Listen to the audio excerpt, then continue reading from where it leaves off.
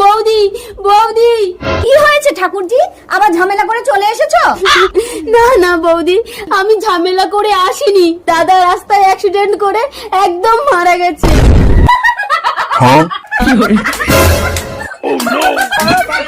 বৌদি তুমি কি পাগল হয়ে গেলে?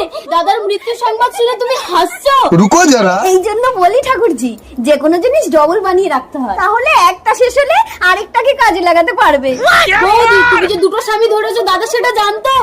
তোমার দাদা যদি জানতো তাহলে ও মরার আগে আমাকেই মেরে ফেলতো।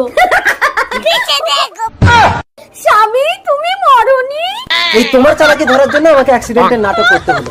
তুমি বোনের বরের সঙ্গে লাইন করে তার সংসারটা নষ্ট করছো। চুপ কর বোন, কোথায় লুকিয়েছো? ডাকো ওকে। এই খচ্চর, এই খচ্চর, তোকে দে এক থাপ্পড়। এই বাড়ি চলো। No, no, no.